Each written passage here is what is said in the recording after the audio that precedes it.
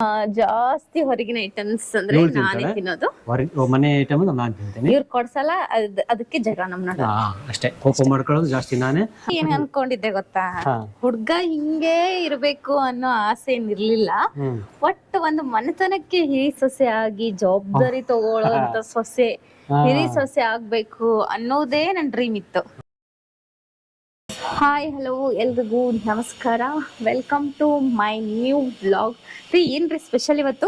ಈ ವಿಡಿಯೋ ಒಂದು ಸ್ಪೆಷಲ್ ಏನಪ್ಪಾ ಅಂತ ಹೇಳಿದ್ರೆ, ಮ್ಯಾರೇಜ್ ಆಗಿ 2 ಮಂತ್ ಆಯ್ತಲ್ವಾ, 2 ಮಂತ್ ಮ್ಯಾರೇಜ್ ರಿವ್ಯೂ ಈ ಒಂದು ವಿಡಿಯೋದಲ್ಲಿ ನಾವು ಕೊಡ್ತಾ ಹೋಗೋಣ. ಎಕ್ಸಾಂಪಲ್ ಯಾವ್ದಕ್ಕೆ ಫೈಟ್ ಆಡ್ತೀವಿ, ಸಾರಿ ಯಾರು ಕೇಳಿದ್ರು, ಅಪ್ರಿಶಿಯೇಷನ್. ನಾನು ನಿನಗೆ ಅಪ್ರಿಶಿಯೇಷನ್ ಯಾವ ವಿಷಯ ಕೊಡ್ಬೇಕು, ಯಾರು ಸೋಲ್ತಾರೆ ಅಂತ. ಸೊ ಇಷ್ಟೊಂದು ಇನ್ನೂ ತುಂಬಾ ಇದೆ. ಸೊ ಹೋಗ್ತಾ ಹೋಗ್ತಾ ಹೇಳ್ತಾ ಹೋಗ್ತೀವಿ. ಸಿಂಪಲ್ ಆಗಿ ಏನ್ ಹೇಳ್ಬೇಕು ಅದನ್ನ ಹೇಳ್ತಾ ಹೋಗೋಣ. ಸೊ ವಿಡಿಯೋ ಶುರು ಮಾಡೋಣ. ಓಕೆ, ಸ್ಟಾರ್ಟ್ ಮಾಡೋಣ. ಹೇಳ್ರಪ್ಪ, ಹೇಳ್ರು. ಏನ್ ಗೊತ್ತಾ, ಎಲ್ರಿಗೂ ಒಂದ್ ಡ್ರೀಮ್ ಗರ್ಲ್ ಹಿಂಗಿರ್ಬೇಕು ಅಂತ ಇರುತ್ತೆ. ಎಜುಕೇಶನ್ ಇಷ್ಟಿರ್ಬೇಕು, ತೆಳ್ಳಗಿರ್ಬೇಕು, ಬೆಳ್ಳಗಿರ್ಬೇಕು, ಅವಳ ಮನ್ತನಕ್ ಹೊಂದ್ಕೋಬೇಕು, ನನ್ಗ್ ಹೊಂದ್ಕೋಬೇಕು, ಇನ್ನು ತುಂಬಾ ತುಂಬಾ ತುಂಬಾ ಆಸೆ ಇರುತ್ತೆ. ಸೊ ಆ ಆಸೆ ಪ್ರಕಾರ ನೀನ್ ಹೇಳ್ತಿ, ನಿಮ್ಗೆ ಸಿಕ್ಕಿದಾಳ? ಈಗ ನನ್ನ ಒಂದು ಕ್ವಶನ್ ಆನ್ಸರ್ ಅಂತ ಹೇಳಿದ್ರೆ, ಇವಾಗ ನನಗೊಂದು ಆಸೆ ಇತ್ತು, ನಾನೇಂತ ಹಿಂಗೆ ಇರ್ಬೇಕು ಹಂಗೆ ಇರ್ಬೇಕು. ನಾನು ಎಕ್ಸಾಂಪಲ್ ಫ್ರೆಂಡ್ಸ್ ಕೂಡ ಪ್ರತಿನೂ ಹೇಳ್ತಾ ಇದ್ದೆ. ನಾನು ಏನು ಅನ್ಕೊಂಡಿದ್ನ ಗೈಸ್ ಅದೇ ತರ ನಾನು ಹೇಳ್ತಿದ್ದಾಳೆ. ಎಕ್ಸಾಂಪಲ್ ಏನಂದ್ರೆ, ನನಗಿಂತ ತುಂಬಾ ಇಂಟೆಲಿಜೆಂಟ್ ಇರಬೇಕು, ನಾಲೆಜ್ ಇರಬೇಕು ಅಂತ ನನಗೆ ಆಸೆ ಇತ್ತು. ಬಟ್ ಅದೇ ತರ ಇವಳಿಗೆ ಒಳ್ಳೆ ನಾಲೆಜ್ ಇದೆಪ್ಪ, ಸಖತ್ ನಾಲೆಜ್ ಇದೆ. ತುಂಬಾ ಸೈಲೆಂಟ್ ಆಗಿರೋ ಹುಡುಗಿ ಸಿಕ್ಕಿದಾಳ ನಿಂಗೆ? ಅದಂತೂ ಡೆಡ್ ಅಪೋಸಿಟ್ ಗೈಸ್. ನಿಜವಾಗ್ಲೂ ನಾನು ಸೈಲೆಂಟ್ ಅಂತ ಅನ್ಕೊಂಡಿಲ್ಲ, ಬಟ್ ಸೈಲೆಂಟ್ ಇಲ್ಲ, ತುಂಬಾ ಪಟ್ಪಡ ಅಂತ ಮಾತಾಡ್ತಾ ಅಂದ್ರೆ ಅನ್ಕೊಂಡಿದ್ದೆ. ಒಂದೇನು ಅನ್ಕೊಂಡಿದ್ದೆ, ಚೆನ್ನಾಗಿ ಮಾತಾಡ್ಬೇಕು, ಪಟ್ಪಡ ಅಂತ ಮಾತಾಡ್ಬೇಕು, ಹಂಗೆ ಮಾತಾಡ್ತಾಳೆ. ನನಗಿಂತ ತುಂಬಾ ಜಾಣೆ ಇರ್ಬೇಕು ಅನ್ಕೊಂಡಿದ್ದೆ, ಹಂಗೆ ಜಾಣ ಇದ್ದಾಳೆ. ಲಕ್ಷಣವಾಗಿರ್ಬೇಕು ಅನ್ಕೊಂಡಿದ್ದೆ, ಲಕ್ಷಣವಾಗಿದ್ದಾಳೆ. ಖುಷಿ ಇದೆ ಈ ವಿಷಯದಲ್ಲಿ. ಅದೇ ಕ್ವಶನ್, ಸೇಮ್ ಕ್ವಶನ್ ನಿನ್ಗೆ ಹೇಳು. ಏನು ಸೇಮ್ ಕ್ವಶನ್ ಹೇಳಿದ್ನಲ್ಲ ನಾನು ಆನ್ಸರ್. ಈಗ ಡ್ರೀಮ್ ಗರ್ಲ್ ಅದನ್ನ ಹೇಳ್ಬೇಕು ನೀನು. ಓಕೆ, ಇವಾಗ ನೀನ್ ನನ್ ಕ್ವಶನ್ ಕೇಳಿದೆ ಅಲ್ವಾ, ಅದೇ ನಾನ್ ನಿನ್ಗೆ ರಿಪೀಟ್ ಕ್ವಶನ್ ಕೇಳ್ತೀನಿ. ಒಬ್ಬ ಹುಡುಗಿಗೆ ಅನ್ಸಿರತ್ತೆ, ಒಬ್ಬ ಗಂಡ ಹುಡುಗ ಹೆಂಗಿರ್ಬೇಕು ಅಂತ. ಸೊ ನಿನ್ನ ಮದುವೆ ಗಂಡ ಹೆಂಗಿರ್ಬೇಕು ಇತ್ತು? ನಾನು ಆಕ್ಚುಲಿ ಏನ್ ಅನ್ಕೊಂಡಿದ್ದೆ ಗೊತ್ತಾ, ಹುಡ್ಗ ಹಿಂಗೆ ಇರ್ಬೇಕು ಅನ್ನೋ ಆಸೆ ಏನಿರ್ಲಿಲ್ಲ. ಒಟ್ಟು ಒಂದು ಮನೆತನಕ್ಕೆ ಹಿರಿ ಸೊಸೆ ಆಗಿ ಜವಾಬ್ದಾರಿ ತಗೊಳ್ಳೋಂತ ಸೊಸೆ, ಹಿರಿ ಸೊಸೆ ಆಗ್ಬೇಕು ಅನ್ನೋದೇ ನನ್ ಡ್ರೀಮ್ ಇತ್ತು. ಸೊ ಅದೊಂದ್ ನೆರವೇರಿದೆ. ಇನ್ ಹೇಳ್ಬೇಕಂದ್ರೆ, ನನ್ಕಿಂತನೂ ತುಂಬಾ ಚೆನ್ನಾಗಿದ್ಯಾ, ನನ್ಕಿಂತನೂ ಸ್ಲಿಮ್ ಇದೆಯಾ, ಸೊ ಎಜುಕೇಟೆಡ್, ತುಂಬಾ talented boy, so smart boy, chocolate boy. ಇವಳಷ್ಟಂತೂ ನಾನು ನಿಜವಾಗ್ಲೂ ಟ್ಯಾಲೆಂಟ್ ಇಲ್ಲ, ಇವಳಂತೂ ಸಖತ್ತು ನಾಲೆಜ್ ಇದೆ.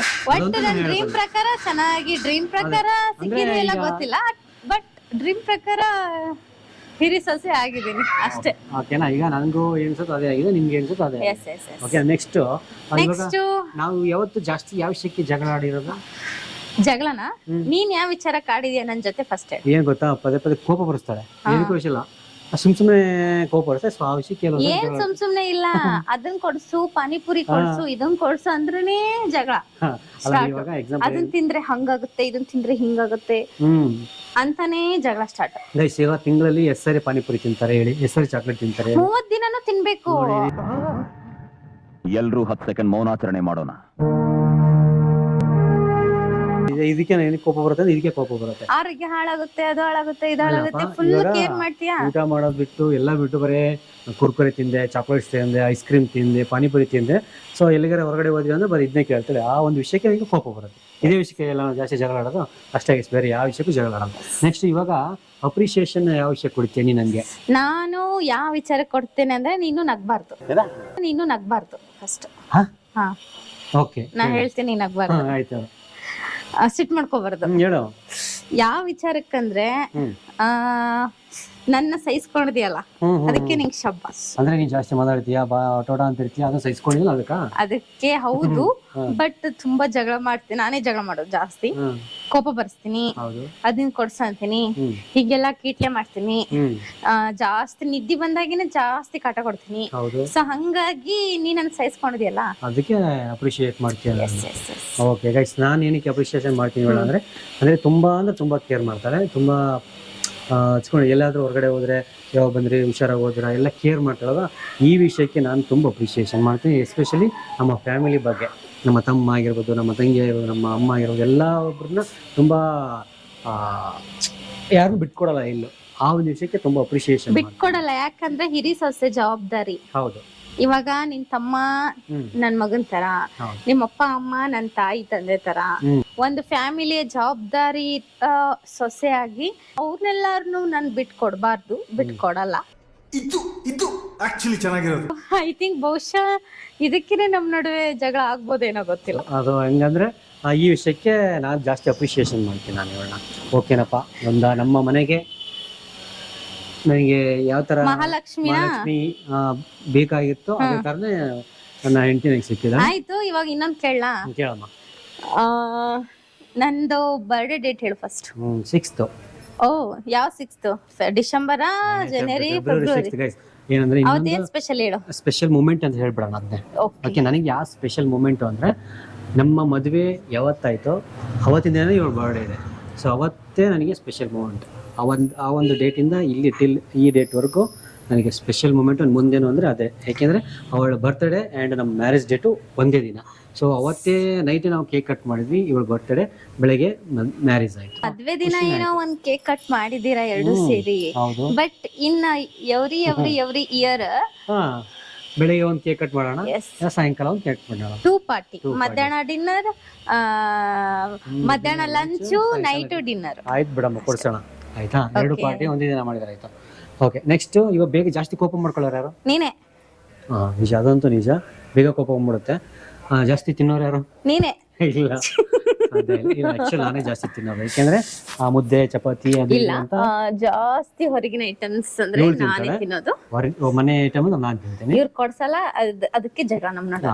ಅಷ್ಟೇ, ಕೋಪ ಮಾಡ್ಕೊಳ್ಳೋದು ಜಾಸ್ತಿ ನಾನೇ, ಊಟ ತಿನ್ನೋದು ಜಾಸ್ತಿ. ಇವಳು ಹೊರಗಿನ ಜಾಸ್ತಿ ತಿಂತಲ್ಲ, ನಾವು ಮನೆಯವರು ಜಾಸ್ತಿ ತಿಂತೇವೆ. ಓಕೆ. ನನ್ನಲ್ಲಿ ಇಷ್ಟ ಆಗಿರೋ ಗುಣ ಯಾವ್ದು?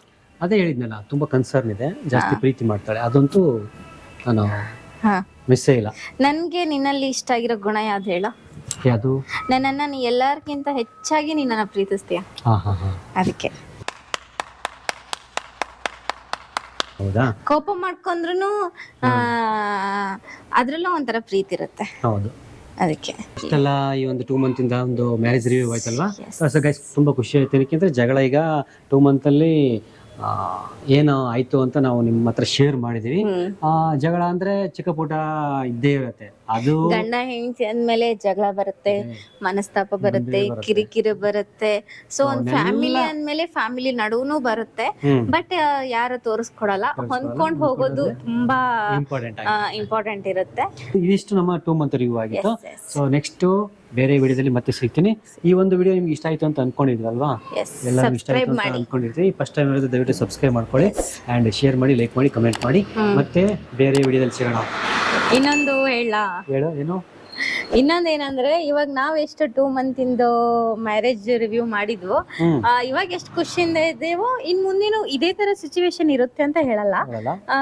ಸೊ ಬಟ್ ಹೊಂದ್ಕೊಂಡು ಹೋಗೋದು ಇಂಪಾರ್ಟೆಂಟ್. ಗಂಡ ಹೆಂಡತಿ ಅಂದ್ಮೇಲೆ 2 month ಇರೋದು 2 year ಆಗ್ಲಿ, 2 year ಇರೋದು 100 year ಆಗ್ಲಿ, ಅಷ್ಟೇ. ಸೊ ಎಲ್ರೂ ಖುಷಿಯಿಂದ ಇರೋಣ. ನಾನು ನೀನು ಖುಷಿಯಿಂದ ಇರೋಣ. ನಿನ್ ಮನೆ ಜವಾಬ್ದಾರಿ ನಾ ತಗೊಂತೀನಿ, ನನ್ ಜವಾಬ್ದಾರಿನ ನೀ ತಗೋ, ಅಷ್ಟೇ ಅಲ್ವಾ? Okay guys, thank you so much. ಇಲ್ಲಿವರೆಗೂ ನಿಮ್ಮ ಅಮೂಲ್ಯವಾದ ಟೈಮ್ ಕೊಟ್ಟು ವಿಡಿಯೋ ನೋಡಿದಕ್ಕೆ. ಮತ್ತೆ ಬೇರೆ ವಿಡಿಯೋದಲ್ಲಿ ಮತ್ತೆ ಸಿಗೋಣ. ಇಲ್ಲಿವರೆಗೂ take care, bye bye, bye bye, love you all. Okay.